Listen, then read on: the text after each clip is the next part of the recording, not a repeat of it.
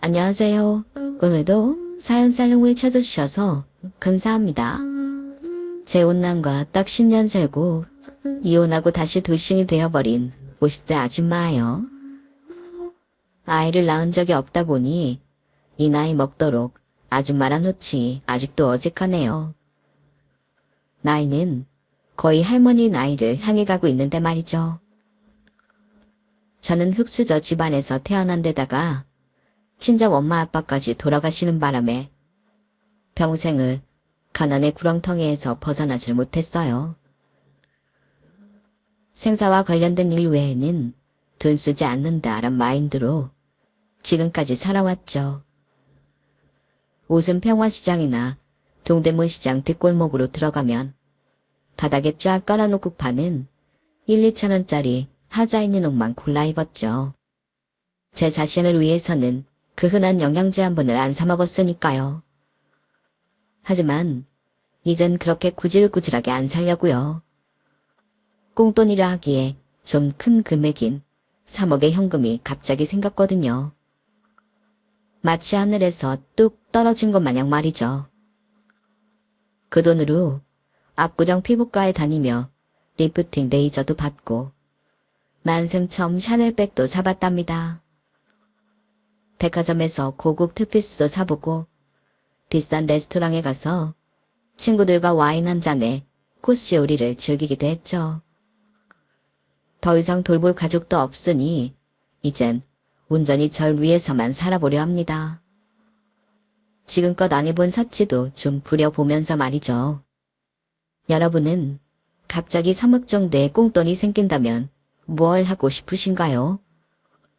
50년간의 제 인생이 그리 즐겁지만은 않았지만 말이에요.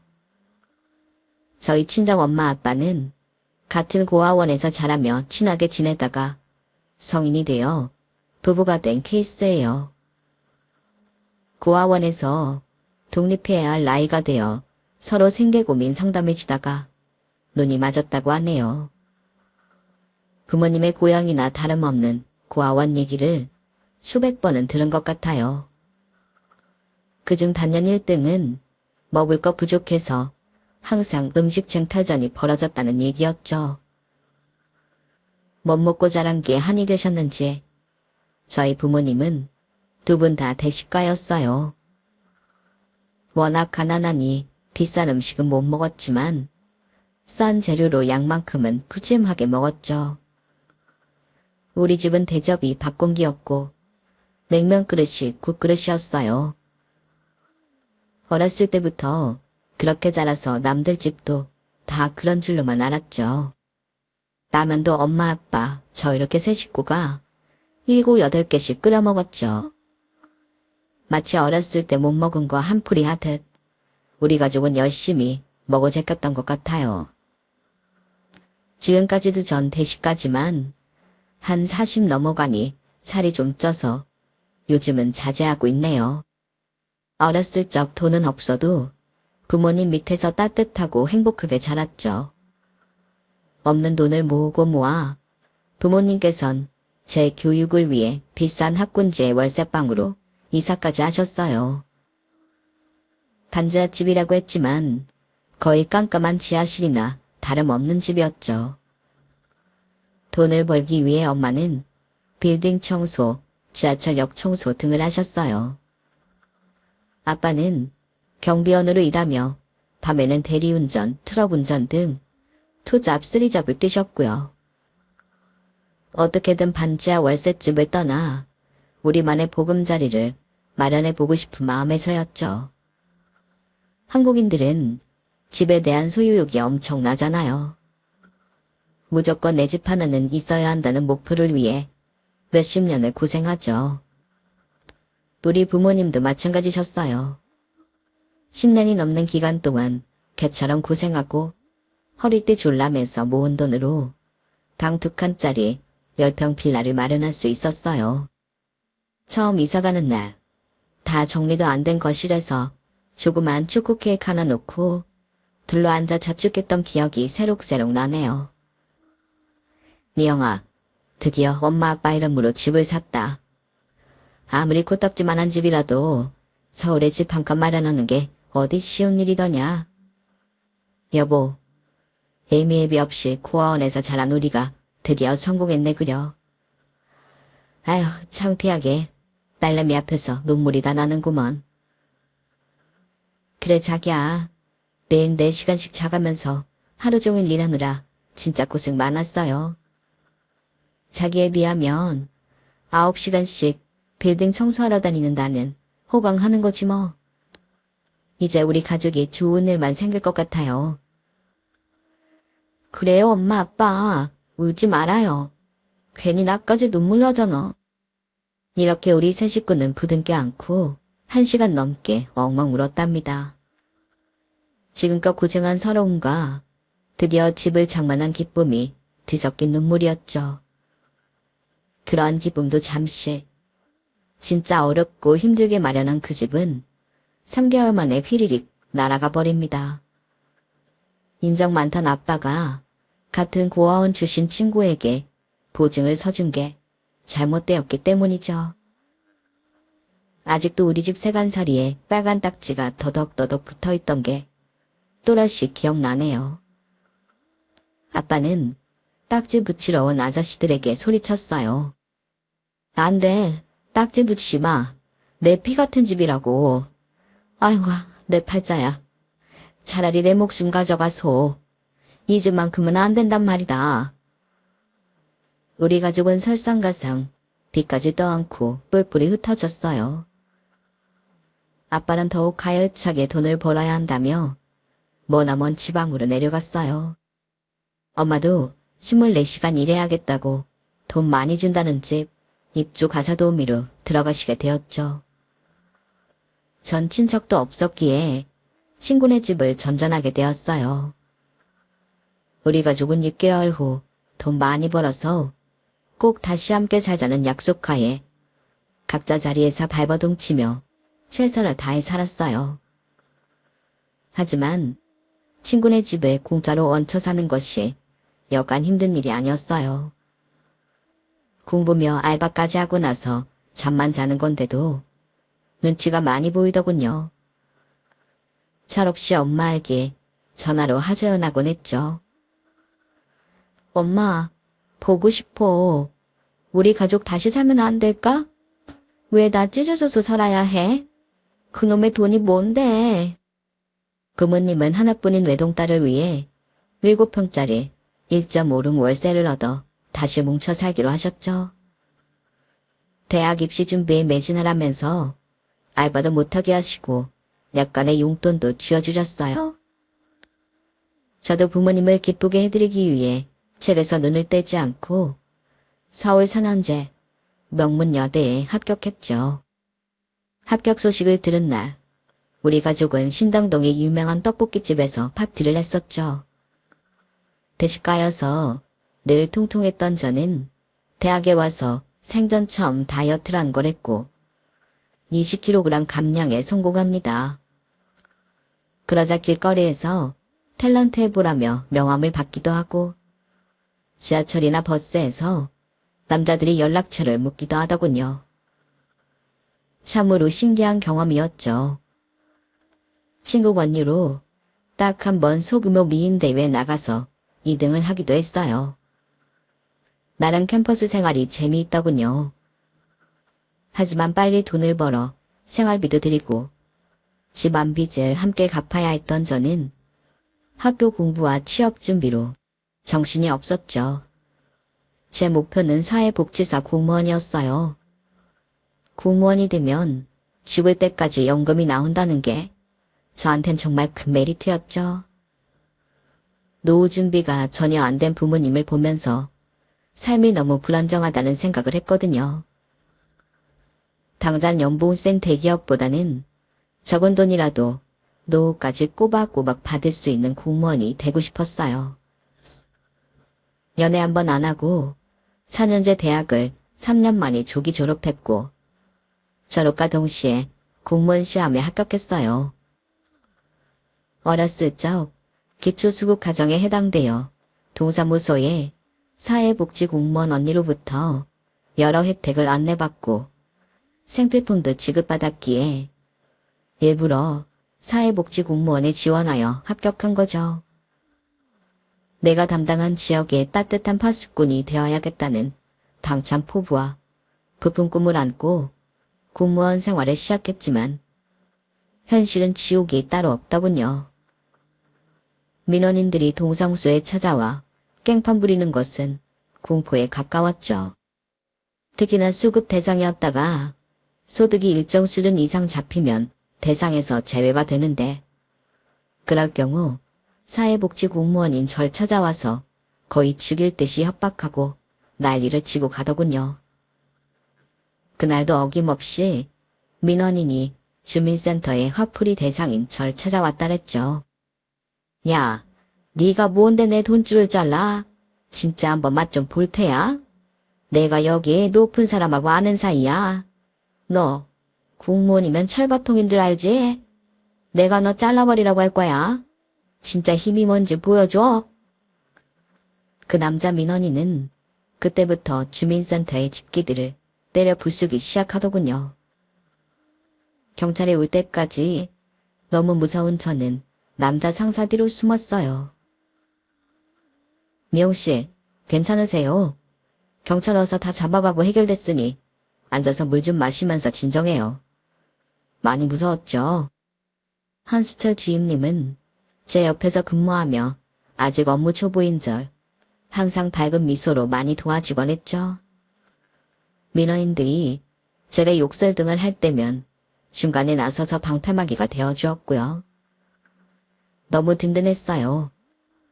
한 1, 2년 그렇게 함께 일하다 보니 우리 둘은 정이 들어버렸고 연인이 되었죠.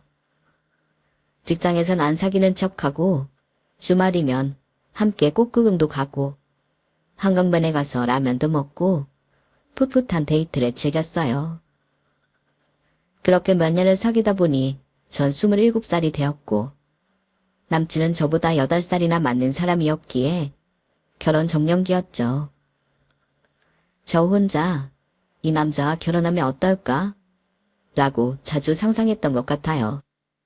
아무리 생각해도 핑크빛 미래만 그려지더군요. 홀어머니를 모시고 사는 가난한 남자였지만 뭐 돈이 없는 건 저도 마찬가지였기에 전혀 문제될 게 없다고 생각했어요. 그런데 남자 생각은 다르더군요. 자기야, 왜 나한테 프로포즈 안 해? 이제 우리 사귄 지 3년이 넘어가는데 말이야. 여자인 내가 자존심 상하게 이런 말을 먼저 꺼내야겠냐고. 미영아, 난 30대 중반을 넘어가도록 전세 보증금 마련할 돈도 아직 없는 못난 남자야. 자기처럼 내시인하고 아름답고 똑똑한 여자가 괜히 가난한 우리 집 와서 고생할 거 생각하면 지금이라도 자기를 놔줘야 하나 싶어. 날 떠나가도 원망 안 할게. 자기는 충분히 더 돈 많은 남자 만나서 결혼해. 그럴 자격 있어. 뭐? 지금 장난해? 우리 집도 돈 없긴 마찬가지고 내가 억대 연봉자도 아니고 자기랑 똑같은 일을 하는 공무원인데 대체 왜 이러는 거야? 난 일찍이 돈 문제 초탈한 사람이야. 죽을 때까지 연금 나올 텐데 뭔 돈 타령이야. 시덥잖은 소리 집어치우고 얼른 결혼 날짜 잡자고. 자기도 나 사랑하고 결혼하고 싶잖아. 오케이? 경제적인 문제 때문에 자신 없어 하는 남친이 혹여 나랑 헤어지자고 할까봐 두려웠어요. 진국인 이 남자랑 꼭 결혼해서 평생 행복하게 살고 싶었거든요. 살짝 다혈질의 성격 급한 저는 결혼을 빠르게 밀어붙이고 싶었죠. 그렇게 서로의 부모님 만나뵐 시일을 조정하고 있을 때쯤 우리 가족에게 청정방역 같은 일이 벌어지고 말았어요. 수십 년간 내주가러 살아온 아빠에게 심한 간경화 판정이 내려진 거예요. 그동안 일하느라 건강검진도 제대로 못 받은 아빠는 이대로라면 얼마 남지 않았다는 의사의 말에 충격을 받았죠. 엄마도 저도 충격받기 마찬가지였어요. 엄마, 대체 의사가 뭐래? 아빠가 실루에 빠져 저렇게 누워만 계시니 답답해 죽겠네. 미영아, 간이식만이 살 길이란다. 너랑 나랑 얼른 검사 받아보자. 혹시나 간이식 가능하면 해드려야지. 우선 아빠를 살리고 봐야 하니. 죽도록 고생만한 아빠를 저렇게 그냥 가게 두고만 볼 수 없다. 저와 엄마는 바로 검사를 해봤지만 어쩐 일인지 아빠에게 간이식을 해드리기엔 부적합하다는 판정을 받았죠. 우리 모녀는 애 같았어요. 남친은 까맣게 타들어가는 제 속을 알고는 본인도 검사를 받겠다며 나서더군요. 나도 바로 검사 받아볼게. 적합하다면 장인어른 위에 간이식 못 해드리겠어. 남친은 너무 고맙게도 검사를 받아봤지만 역시나 부적합하다고 하더군요. 그렇게 저희 가족은 아빠를 마냥 지켜볼 수밖에 없었죠. 마음이 미어져 남친 품에서 많이도 울었어요. 자기야, 돈 많은 사람이면 어떻게든 이식할 수 있는 간을 찾아왔겠지? 이 순간 내가 재버리고 싶어. 불쌍한 우리 아빠. 그렇게 아빠는 5개월 만에 허무하게 세상을 떠나셨어요. 돌아가시기 3일 전 아빠는 저와 엄마 그리고 남친을 한자리에 불러 모았죠. 말 한마디 하기도 힘이 드는구나. 아마 이제 얼마 후면 저승사자들이 날 데려가겠지? 한 가지 부탁이 있네 한서방. 우리 미영이 잘 부탁하네. 자네라면 우리 귀한 딸 믿고 맡길 수 있을 것 같아. 얼른 결혼해. 이게 아빠의 마지막 유언이었어요. 그 이후로 상태가 급격히 나빠져 중환자실에 계시다가 돌아가셨죠. 남친은 이미 사위가 된 마냥 모든 장례 절차를 주관하며 마무리해 주었죠. 너무 든든하고 고마웠어요. 아빠 간병하고 장례 치르느라 힘에 부친 엄마도 남친에게 정말 고마워했죠. 고맙네 한서방. 이제 미영 아빠 돌아가셨으니 결혼 준비 다시 시작하게나. 산 사람은 살아야지. 엄마가 걱정됐지만 저는 그동안 잔뜩 밀린 업무에 출장까지 겹쳐 일주일간 지방으로 내려가야 했어요. 지방에 내려간 지 딱 3일째. 남친으로부터 다급하게 전화가 옵니다. 미영아, 너무 놀라지 마. 장모님이 심장마비로 돌아가셨어. 얼른 서울로 올라와 봐야 할 것 같아. 자기가 전화를 안 받아서 나한테 병원 측에서 연락이 왔어. 장모님 폰에 한서방이라고 저장되어 있었다고. 뭐? 아빠 돌아가신 지 10일밖에 안 됐는데 우리 엄마가 뭐? 어떻게 됐다고? 확실한 거야? 지금 바로 갈게. 마른 하늘의 날벼락도 유분수지. 정말 세상의 모든 신에게 울부짖으며 원망을 퍼부어댔어요. 내게 있던 모든 가족과 행복을 빼앗아가야 이 불행이 끝나는 건지. 절망의 나락으로 떨어져만 갔죠. 가까스로 날 붙잡아준 건 오로지 남친뿐이었어요. 남친은 혼인신고만 하고 얼른 같이 살자고 하더군요. 네가 너무 불안해 보여. 안 되겠어. 생간 나를 생각하고 우리 엄마 얼른 만나보고 혼인신고만 하고 우리 집에서 같이 살자. 그렇게 예비 시어머니를 빠르게 만나게 되었어요. 시어머니 하면 며느리 구박만 할 거란 판단을 갖고 있었던 터라 괜히 경계부터 했죠. 하지만 남친 말대로 정말 좋으신 분이더군요. 만나자마자 제 손을 덥석 잡으시고는 엉엉 우셨어요. 아휴, 어찌 이런 고운 아가씨한테 이렇게 슬픈 일이 연달아 일어나냐. 하늘도 참 무심하시지. 아가, 얼른 우리 집으로 들어오거라. 내가 친엄마처럼 잘해줄게. 물론 네가 싫다면 분가해서 너고 둘만 살아도 좋다. 결혼은 니네 둘이 하는 거니까 난 아무 상관하지 말고 니네 좋을 대로 하렴.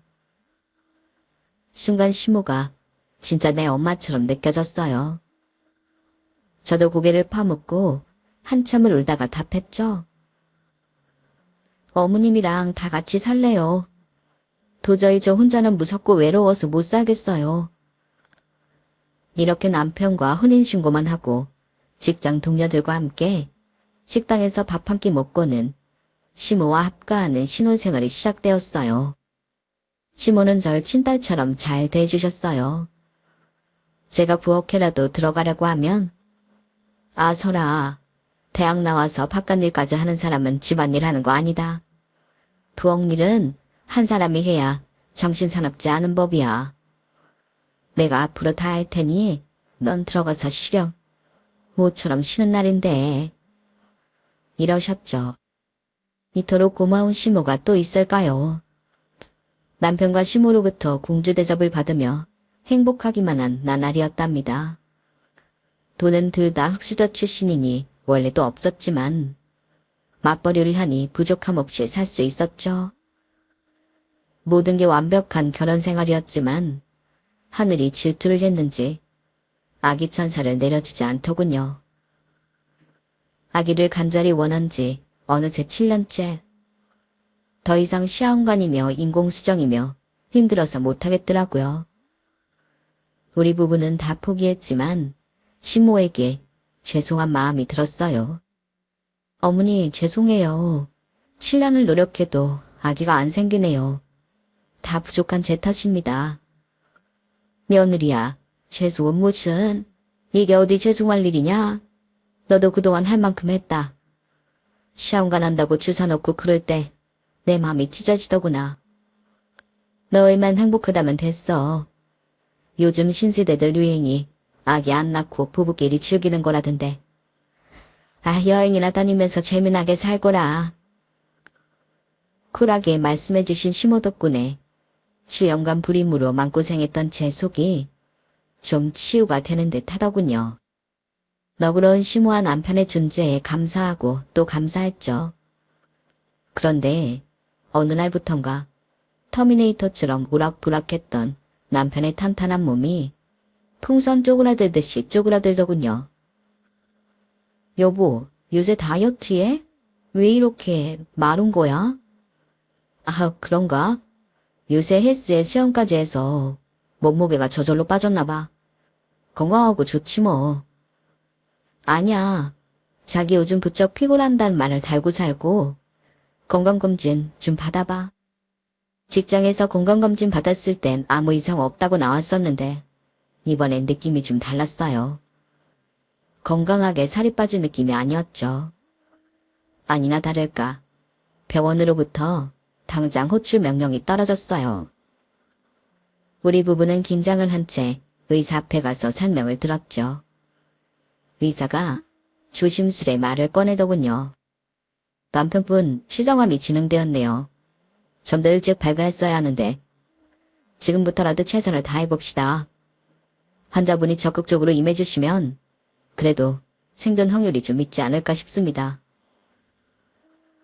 네? 그게 무슨 말씀이세요, 선생님? 우리 남편 그럼 시정암 몇 개 정도 되는 건데요? 현재 3기 정도 됐고 주변 혈관으로 전이가 됐습니다. 생존 확률은 한 5% 정도 보고 있습니다. 10에서 15개월 정도 남았다고 생각하고 계시면 될 것 같네요. 5%며 10개월이며 15개월이며 다 외면해버리고 싶은 수치들이었죠. 헬스장과 수영, 등산 등을 하며 건강관리를 해온 건장한 남자의 인생이 1년 남짓 남았다니 말이 안 됐어요. 현실을 다 부정하고 싶더군요. 같이 들은 남편이 놀랐을까봐 맘껏 오열하지도 못하겠더라고요. 여보, 의사 말대로 당장 수술하고 최대한 치료해봅시다. 5%면 100명 중 5명은 산다는 거잖아요. 충분히 가능성 있어. 내 말 믿죠? 병원 복도에서 남편은 저를 꼭 끌어안아줬어요. 우린 최대한 시모가 놀라지 않도록 말씀드리기 위해 전략을 짰죠. 하지만 자기 자식이 말기 암이라는데 쇼크받지 않을 부모가 어디 있겠나요. 시모의 오열에 우리 부부도 마음이 찢어졌어요. 아, 내 새끼. 내 금쪽 같은 아들이 왜 그런 몹쓸병에 걸렸다냐. 이렇게 건강관리 잘하고 성실하고 착한 내 새끼. 저승사자들아, 날 대신 데리고 가라. 내가 우리 아들 대신 죽을란다. 어머님, 제가 옆에서 잘 간호할게요. 걱정 마세요. 이 사람 절대 안 죽어요. 제가 그렇게 만들 거예요. 그때부터 말기 암 환자와 간병인의 생활이 시작되었어요. 공무원 생활이고 뭐고 다 때려치고 서서히 주고받는 남편 옆에만 있고 싶었죠. 하지만 그때만 해도 20년을 채워야 평생 연금을 받을 수 있었기에 직장 생활을 계속해야만 했어요. 시모와 이교대로 간병을 했고 병원에서 출근하는 일이 다반사였죠. 남편은 생각보다 잘 버텨주더군요. 몇 개월이 지나자 같은 병동의 췌장암 환자들과도 친해질 정도로 병원 생활에 익숙해졌어요. 그날도 남편을 부축하여 잠시 환자들 쉼터로 나갔죠. 누군가 발견한 남편은 반가운 지인을 만난 듯 소리쳤어요. 한시혁, 너 시혁이 맞지? 병원에 웬일이야? 고등학교 졸업 이후로 처음 본다. 나 알아보겠니? 내 꼴이 이래서 모르려나? 나 고등학교 한 학년 선배 한수철이야. 반갑다. 선배, 내가 왜 선배를 몰라보겠어요. 우리 이름도 한수철 한수혁이고 생긴 것도 닮았다고 다들 형제 아니냐고 했었잖아요. 아우 형님, 이렇게 만나게 되다니 너무 반가워서 내 눈물이 다 나려네요. 남편은 환자들 쉼터에서 아내를 간병 중이던 고등학교 후배를 만나서 반갑게 인사했어요. 그 후배는 아내가 췌장암 말기라서 병원에서 치료 중이라고 하더라고요. 옆에 간신히 서 있던 그 후배의 아내는 힘이 없어 인사도 잘 못했어요. 꼭 우리 남편의 머지않은 미래를 보는 것 같아 무서웠죠. 그 후로 우리 부부와 후배 부부는 가끔 쉼터에서 만나 얘기를 나눴어요. 그렇게 한 달쯤 지났을까? 한수혁이라는 남편 후배가 한동안 보이지 않더니 검은 양복을 입고는 쉼터에 나타났더군요.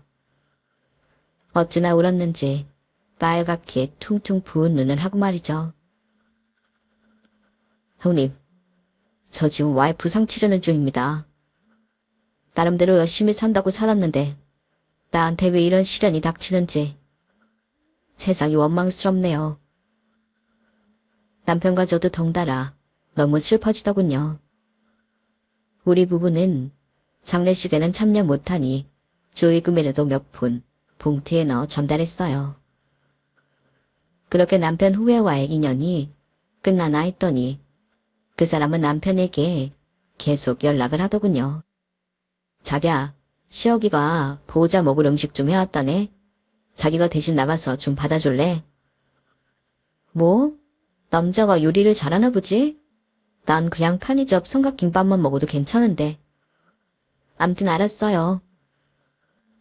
그렇게 반찬을 받으러 잠깐 나간 자리에서 남편의 후배는 절 붙잡고 많은 이야기를 하더군요. 자기 팔자에 대한 하소연 반, 자기 인생 전반에 대한 TMI 반이었죠. 와이프가 죽은 지 얼마 안 돼 얘기 들어줄 사람이 필요한가 보다 라는 생각으로 최대한 들어주려 했죠. 남편을 통해 제 번호까지 알아낸 그 후배는 가끔 제게 병간호 힘내라는 응원의 문자까지 날리더군요. 남편 간호에 정신없던 전 아무렇지 않게 생각했죠. 10에서 15개월 정도의 시한부 판정을 받은 남편은 그 시일이 다가오자 받아들이고 주반 정리를 하더군요. 그걸 보는 제 마음이 찢어졌어요. 급기야 남편이 하는 말에 화를 냈죠. 뜬금없이 제게 그 남자 후배 얘기를 꺼내더라고요. 자기야, 이렇게 이쁘고 고운 자기를 홀로 두고 먼저 가게 되어 미안해. 내 목표는 탤런트 최수종 씨처럼 부인한테 지극정성으로 잘해주고 공주 대접해주는 거였는데 자기가 어떻게 느꼈나 모르겠네. 이제 자기가 30대 후반을 향해 가니까 나 죽으면 지체하지 말고 바로 재혼해. 40 넘기 전에 말이야. 아마 다른 사람 만나면 아기가 생길지도 모르지. 예쁘게 새 가정 꾸려서 평생 행복하게 살아. 내 후배 한수혁이 놈 괜찮은 것 같아. 고등학교 때도 좀 구두쇠이긴 했어도 열심히 살고 똑똑한 놈이었어. 아마 자기 굶기는 일은 없을 거야. 서울대 나와서 대기업 다니고 강남 살고 외제차 굴리고 다니는 거 보니 지금도 부자인 것 같아. 부자 남편 만나서 진짜 공주처럼 살아. 응? 지금 무슨 얘기를 하는 거야? 갑자기 웬 재혼? 지금 신변 정리라도 하는 거야? 날 딴 남자한테 떠넘기면서 말이야? 됐어. 당신 절대 안 죽어. 내가 안 죽게 만들 거야. 내 앞에서 다신 그런 얘기 꺼내지도 마. 하지만 제 부탁과는 달리 남편은 자꾸 그 후배 얘기를 꺼내며 재혼 얘기를 했고 심지어 그 후배한테 연락해서 병원에 찾아오라고 하며 저와 한마디라도 더 나누게 하더군요. 그런 남편의 행동이 너무 싫었어요. 원망스럽기까지 했죠. 시간을 붙잡고 흘러가지 못하게 막고 싶었지만 남편의 시한부 인생은 20개월 만에 막을 내리고 말았어요. 긍정적이라고 해야 할지 뭐라 해야 할지 모르겠지만 남편의 마지막 말은 자기야, 나 15개월 산다고 했었는데 5개월이나 더 살았다. 그치? 였죠. 남편의 장례를 치르는데 그 남자 후배가 3박 4일 동안 와서 거들어주더군요. 슬픔에 빠진 우리 시모까지 살뜰히 챙기면서 말이죠. 참 고맙긴 했어요. 많진 않았지만 남편이 남긴 몇 억의 재산은 시모에게 몽땅 드렸어요. 그런데 시모는 그 돈을 한사코 거부하시더군요. 미영아, 이 돈 나 필요 없다. 너 다 가져가. 난 좁지만 이 집도 있고 돈은 국가에서 나오는 노령연금이면 충분해. 이제 나가 살거라. 너 아직 한창 때인데 얼른 재혼해. 전 친어머니와 다름없는 시모와 계속 같이 살겠다고 우겼지만 시모는 마치 저와 정을 때라는 것처럼 단호했어요. 제 짐까지 손수 싸주며 어서 나가 살라고 하더군요. 그렇게 전 홀로 작은 빌라로 들어갔어요. 그저 직장 생활이나 열심히 하며 살아야겠다고 생각했죠. 제 마음의 틈을 비집고 한시혁, 이 남자가 자꾸 파고들더군요. 완전히 무너져 있는 제 존재를 다시금 세워주며 보듬어줬어요. 우울감에 허우적대고 있던 저는 살뜰히 챙겨주는 이 남자한테 의지하고 싶은 마음이 조금씩 생기더군요. 나한테 마음을 좀 열어주세요, 형수님. 아니, 이제 형씨라고 안 부르고 미영씨라고 할게요. 형님이 생전에 내게 미영씨랑 재혼해서 행복하게 살으라고 부탁했어요. 나도 그러고 싶어요. 지금 쓰러질 것 같다고 그랬죠? 미영씨는 지금 옆에 누군가 반드시 있어야만 해요. 그게 나이고 싶어요. 우리 같이 있어요. 미영씨한테 다시금 행복을 되찾아주고 싶어요. 결혼해서 말이에요. 결혼? 남편과는 너무 다른 남자가 내게 결혼을 얘기하는 게 이상했어요. 아직 남편 들어가신 지 1년도 안 됐으니 재혼 생각은 없었지만 한시혁 이 남자는 엄청난 속도로 밀어붙이더군요. 다 늙어서 재혼하는 마당에 상간내도 필요 없고 그냥 혼인신고 도장 하나 찍고 살림 합칩시다. 아참, 내가 아이 둘이 있어요.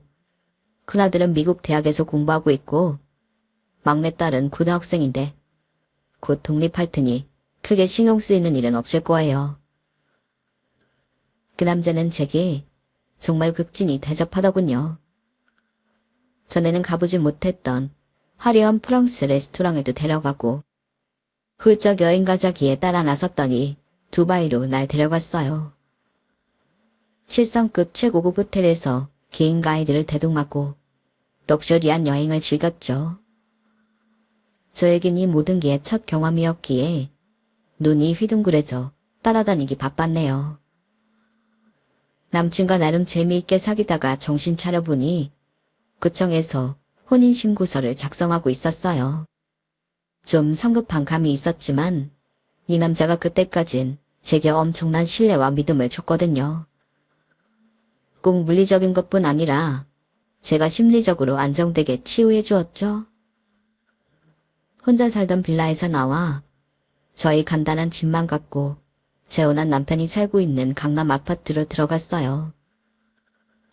제가 온다는 소식을 들은 남편의 가족들이 총출동했더군요. 남편의 부모님과 자녀들이 나란히 팔짱을 끼고는 짐 갖고 들어오는 절 째려보고 있었어요.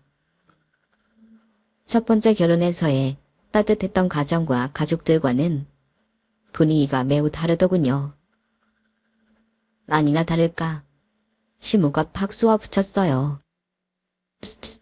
단반한 쌍판떼기로 내 아들 꼬셨구나? 해봤자 쥐꼬리만한 월급 버는 공무원이람서. 나이 40이면 다 늙어서 애도 못 낳겠구만. 어디서 저런 패급 물건을 집안에 들여? 너, 내 아들 서울대 나오고 대기업 연봉 1억도 넘는 거 알고 있지? 재수없게 몸 약한 와이프를 만나서 졸지에 후레비 신세가 되었지만 아직은 너무 잘생기고 멋지다고. 돈 많은 여자랑 재혼하라고 그렇게 얘기했걸라. 아, 지팔자 지가 꼬는 거지 뭐. 보아하니 옷 몇 벌 가져온 것 같은데 그 가방 안에 시댁 식구들에게 줄 현금은 두둑히 있는 거냐? 혼수도 없이 몸뚱아리 하나만 들어오는 거면 돈이라도 내야 할 거 아냐? 망치로 누군가 내 머리를 쾅 하고 때린 것 같더군요. 혼인신고서에 도장을 찍은 게 갑자기 후회스러워졌어요. 이 집에서 살아남으려면 정신 차려야겠다는 생각이 들었죠. 어머님, 아버님 안녕하세요. 처음 인사드리겠습니다. 근데 말씀이 좀 심하시네요. 제가 초혼도 아니고 나이도 먹을 만큼 먹었는데 세상에 패급 물건이라뇨. 그게 처음 보는 며느리한테 가당키나 한 말씀인가요? 저 산전수전 다 겪은 사람입니다. 말 한마디 못하고 꽁꽁 앓는 신진한 며느리라고 생각지 마셔요. 앞으로 말씀 조심해 주세요. 그래야 저도 예의 차리고 살 수 있습니다. 단초구멍만한 시모의 눈이 두세 배는 더 커지더군요. 당황한 기색이 역력했죠. 야, 수여가, 너 이제 큰일이다. 아주 요상한 물건을 데려왔구나. 너 잡혀 살게 생겼다. 새로운 며느리가 내 아들 잡아먹겠구나. 아, 여보, 그만 들어갑시다. 쟤랑 더 붙어있다간 내 명예 못 살겠어요. 시모와 시부는 서둘러 본인의 집으로 돌아갔어요. 다음 타자는 남편의 자식들이었죠. 제게 적대감을 갖고 있는 건 시부모들이나 자녀들이나 마찬가지인 듯 했어요. 아빠, 뭐 저런 여자를 데리고 와. 우리한테 엄마 대접 받을 생각 추워도 말아요. 오빠는 미국에서 계속 생활할 거고 난 공부에 취미가 없어서 고등학교 졸업하자마자 사업해볼 생각이니까 돈이나 잘 대주라고요. 어린 것이 돈 얘기만 짓거리더니 본인 방으로 휘리릭 들어가 버리더군요. 적당히 하고 안방으로 들어갑시다. 다음에 만나면 서로 좀 편해질 거야. 남편의 위로받지 않은 위로를 받은 채 찝찝한 마음을 받고 재혼 생활이 시작되었죠. 혼인신고에 이미 도장을 찍은 남편은 그동안 무슨 연기학원에 다녔나 싶을 정도로 사람이 바뀌더군요. 일단 강남집은 자가가 아닌 월세였어요. 대기업 다니며 월급을 많이 받는 건 사실이었지만 생활비는 칼같이 반반 내길 주장하더군요. 외제차도 할부였는데 세상에 60개월 할부도 있다는 사실을 그때 처음 알았죠. 남편의 수입은 모조리 자기 가족들에게 들어가고 있었어요. 미국 생활을 한다던 첫째 아들에게 한 달에 몇백씩 들어가고 있었고, 둘째는 고3 졸업할 때쯤이었는데 벌써 무슨 뷰티 사업을 하겠다며 주구장창 투자금만 쏟아붓고 있더군요. 시부모는 엄청 건강했으나 고상한 척하는 사람들이라 일도 안 하고 아들한테 생활비를 전액 타가고 있었어요. 더 환장하겠는 건 남편과 그의 가족들이 엄청나게 사치하는 사람들이라는 거였죠. 양말 한 짝을 사도 백화점에서 사야 하는 사람들이었거든요. 짧았던 연애 시절, 저에게 럭셔리한 데이트를 선사했던 게 다 대출로 이루어진 거라는 걸 뒤늦게 알았어요. 총체적 난국이었죠. 시모 말대로 쥐꼬리 10,000원 월급을 받던 제 돈까지 요구하더군요. 되돌릴 수도 없는 제 잘못된 선택이었죠. 참담했어요. 내가 당신 전처 제사까지 지내줄 정도로 당신과 가족들에게 헌신적으로 하잖아. 그런 내게 가족들 생활비며 부모님 용돈까지 다 내게 해? 내 월급을 100% 갖다 바치라는 거야? 제발 사치를 좀 줄여. 비싼 월세 내며 강남 아파트 살아야 해? 꼭 벤츠 타야 직성이 풀려? 이런 거 하나하나 다 절약할 수 있잖아. 이제 너랑 나랑은 경제 공동체야. 생활비 400만 원 정도 부담하라는 게 큰 잘못이야? 너 내 돈 못 낳는 여자잖아. 그럼 내 아이들 친자식처럼 키워야 하는 거 아냐? 네 각자 자리에서 성공해 보겠다고 저렇게 발버둥 치는데 엄마로서 돈도 안 보태고 보고만 있겠다는 거야? 친엄마 아니니 막 나가겠다는 거야? 막말로 이 집에 네 몸뚱아리밖에 더 가져왔냐? 밥값은 해야 할 거 아냐? 당신 미쳤어? 이럴 거면 왜 재혼하자고 한 거야? 그것도 엄청나게 서둘러 가면서 말이야. 이유를 알고 싶냐? 집안일 해주고 내 아이들 케어해주고 잠자리 할 여자가 필요했다. 왜? 참네. 돈도 지지리도 없는 애 데려다 놨더니 자존심만 세우긴 황당하기 그지없었어요. 너무 침묵적인 남편의 말에 핏대 세울 기운도 안 나서 침대 귀퉁이에 털썩 주저앉아 하염없이 울기만 했어요. 저 남편의 말대로 예쁜 가정 꾸려 행복하게 살려고 재혼한 건데 그 꿈은 물거품이 되어버렸죠. 영혼 없는 재혼 생활이 계속되던 어느 날 오랜만에 친구와 강남역에서 만나 커피 한 잔을 하기로 했어요. 그런데 커피숍에서 미국에 있다던 첫째 아이를 만나게 되었어요. 지석아, 너 왜 여기 있어? 한국 들어왔었어. 아, 재수없게. 이 아줌마가 왜 강남역에 있는 거야? 레디 밟고 다녀? 여긴 내 나와발이라고. 무슨 소리야? 한국 들어왔으면 연락을 줘야지. 아빠 기다리시겠다. 무슨 개 같은 소리야. 아빠와 아줌마 돈 계속 빼먹으려고 미국에 있는 척 하랬는데. 뭐? 그럼 계속 한국에 있던 거였어? 미국 생활비 한다고 한 달에 몇백씩 가져갔잖아. 그거 다 내 강남 오피스텔 월세로 들어갔지. 덕분에 차도 할부로 좀 뽑고 말이야. 인생 뭐 있어? 한창 젊을 때 즐겨야지. 안 그래? 늙은 아줌마? 뭐? 너 말본새가 그게 뭐야? 내 돈 내놔. 거짓말하고 타간 내 돈 내놓으라고. 남편의 첫째 아이는 유유히 돌아서 나가더군요. 속이 부글부글 끓었어요. 온 가족이 합심해 나한테 거짓말을 하다니. 내 피 같은 돈을 그렇게 뜯어가다니. 남편한테 전화해 당장 따졌죠. 지석이 미국 아니고 한국에 계속 있었다는데 지금 뭐 하자는 거야? 내 피 같은 돈 뜯어가니까 속이 시원하냐? 이 돈에 환장한 족속들아. 지금 업무 중이야. 별것도 아닌 거 가지고 일하는 사람한테 지랄이야. 끊어. 돈 없이도 사랑받으며 따뜻하게 살았던 첫 번째 결혼이 생각났어요.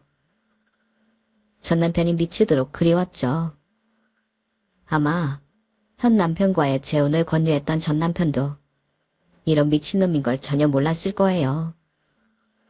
둘째의 행동은 더 가관이었죠. 어느 날은 웬 이불을 돌돌 말아 싸갖고 집에 들어오더군요. 그게 뭐니 지희야? 이불 사왔어? 왜 보름 만에 집에 들어와? 그동안 어디 있었어? 아줌마, 나 애 낳았어. 이거 내 아기야. 아줌마는 여태껏 나 임신한 것도 몰랐어요? 하긴 나한테 관심도 없었을 테니. 애기 아빠는 누군지 나도 잘 모르니까 묻지 마시고 합심해서 잘 키워봅시다. 하긴 아줌마도 애 못 낳아서 한 번도 안 키워봤겠네. 인생에 도움이 안 되네. 이제 20대 초반인 애가 아빠가 누군지도 모르는 아기를 낳아왔다니 너무 큰 충격이었죠. 당연히 남편은 난리가 났어요. 아니, 딸내미가 임신을 했는지 안 했는지도 몰랐단 말이야. 대체 이 집에서 하는 일이 뭐야? 애 케어를 어떻게 하는 거냐고. 아, 이 일로 어떡하냐 정말. 이미 낳은 아기 어쩔 수 없지. 당신 젊었을 때부터 애 갖고 싶어 했으니 한번 잘 키워봐. 우리 딸은 비즈니스 하느라 바쁠 테니. 공무원 생활하느라 나도 바쁜데 어떻게 지 아기를 키우라는 거예요.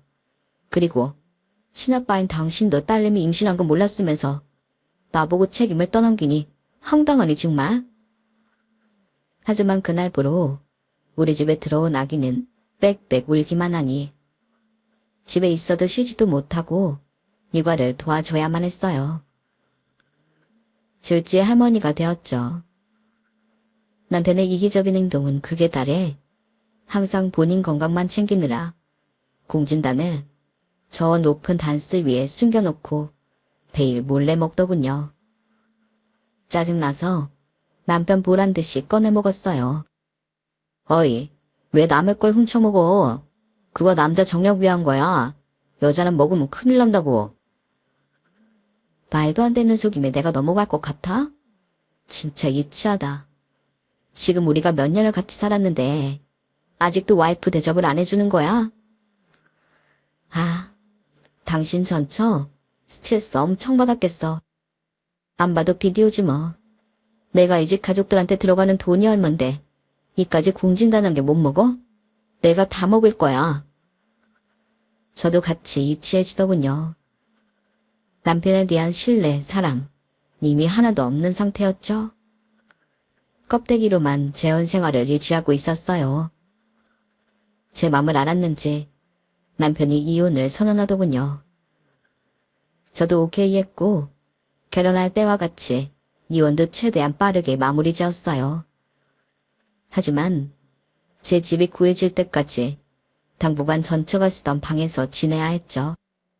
전처가 쓰던 삐걱거리던 침대도 제 차지였어요. 남편이 낡았다며 진작에 버리라던 침대였죠. 그 침대에 누우니 이런 미친 집안에서 살며 오래전에 병들어 죽은 전처가 괜시리 불쌍해지더군요. 분명 저처럼 마음고생이 심했을 게 뻔하니까요. 내 회사에 있던 남편으로부터 전화가 오더군요. 이혼 오늘부로 마무리되었으니 얼른 내 집에서 나가주길 바래. 괜히 나한테 위자료라든지 그딴 거 요구하려고 내 집에서 민의적대는 거라면 돈 한 푼 절대 못 줘. 오늘부터 절대 연락하지 말라고. 당신 사치하느라 돈 없는 거 내가 다 아는데 뭔 돈을 바래. 내가 그지냐? 이따 저녁에 짐 빼서 내 집으로 갈 거니까 당신 말대로 오늘부로 우리 인연 쪽 내자고. 전화 끊고 열받아서 씩씩대고 침대를 두 손으로 쾅쾅 내리치고 있는데 갑자기 털썩 하는 소리가 나더니 매트리스가 주저앉더군요. 하도 오래된 침대여서 그러려니 하면서도 아래쪽을 살펴봤더니 매트리스 하부가 상당히 많이 찢어져 있더라고요. 그런데 누가 작정 아부 찢고는 테이프로 붙여놓은 것 같았어요. 너덜너덜해진 테이프를 살짝 뜯어봤죠. 그랬더니 오 마이 갓. 5만원짜리 현금 모치가 툭 떨어진 거 아니겠어요? 이게 대체 뭔 일이래? 하면 테이프를 쭉 뜯고는 손을 넣어봤어요. 그랬더니 매트리스 안쪽으로 돈 뭉치티 몇 개가 더 있더군요. 전 아예 매트를 뒤집어서 본격적으로 현금 뭉치를 꺼내기 시작했어요. 나온 돈을 세어보니 총 3억 원. 그리고 전처의 일기장이 나오더군요. 쭉 훑어보니 눈물 나는 내용이었어요. 내가 이 돈을 따로 모으지 않으면 한수혁, 저 작자가 다 털어갈 것 같다. 이 집안은 미친 집안이야. 내 금쪽 같은 아이들이 저 이기적인 아빠 놈을 닮아서 안쓰럽다. 미안하다 내 아이들. 제 짐작대로 전처는 저처럼 힘겨운 결혼 생활을 하며 스트레스에 암까지 걸려 세상을 뜨고 만 것이었죠. 남편이 돈 생기는 족족 다 뜯어가니 이렇게 비상금을 마련한 거였고요. 비상금 치고는 참 많았죠. 하지만 제가 지난 10년간 남편과 남편의 아이들에게 거의 뺏기듯이 쏟아부은 돈이 3억을 넘을 거예요. 지금 제 수중에 남은 돈은 전 남편 유산, 그게 전부니까요. 제가 직장 생활하며 벌었던 돈은 다 남편 가족에 의해 없어진 지 오래였죠. 꼴도 보기 싫은 사람들이었지만 3억의 존재는 알려줘야 한다고 생각해서 남편에게 전화를 걸어봤어요. 시모와 시부, 남편의 자식들, 차례로 연락을 취해봤지만 다 내 번호를 차단했는지 연락을 안 받더군요. 아마 제가 위자료를 요구할 수도 있으니 제 연락은 무조건 받지 말라는 남편의 지침이 있었을 거예요. 그러거나 말거나 전 동사무소에 폐기물 신고를 하고 그 매트리스를 벌어버렸어요. 물론 현금은 다 제가 가지고 와버렸죠. 제가 사치 부리는 성격도 아니고 직장도 정년까지는 다닐 생각이니 이 돈을 다 절 위해 쓰진 않을 거예요. 다만 꽁돈이 생겼다 생각하니 마음은 여유로워지네요. 미친 집안, 미친 남자와 재혼하여 지난 10년간 마음고생 몸고생 제 돈 다 털린 거 생각하면 3억의 위자료도 모자르다고 생각돼요. 어쨌든 최대한 보람차게 사용하도록 할 계획이에요. 좋은 일도 많이 하고 말이죠. 아직 연락하고 지내는 전씨 모두 찾아뵙고 호강시켜 드릴 거예요. 제 친엄마 같은 분이니까요. 이렇게 하여 제 재혼은 장렬히 막을 내렸네요. 속이 다 후련합니다. 아직 많이 남은 올해도 열심히 살아보려고 합니다. 이제 제 인생의 재혼은 더 이상 없을 것 같네요. 지금껏 제 이야기 들어주신 분들 감사합니다. 따뜻한 마음으로 세상을 잘 살 수 있겠지요? 응원해주세요. 그럼 다들 건강하시고 행복하세요. 여러분, 사연 댓글에 응원과 현명한 조언 부탁드려요. 좋아요와 구독은 저에게 큰 힘이 됩니다. 오늘도 좋은 일 가득하세요.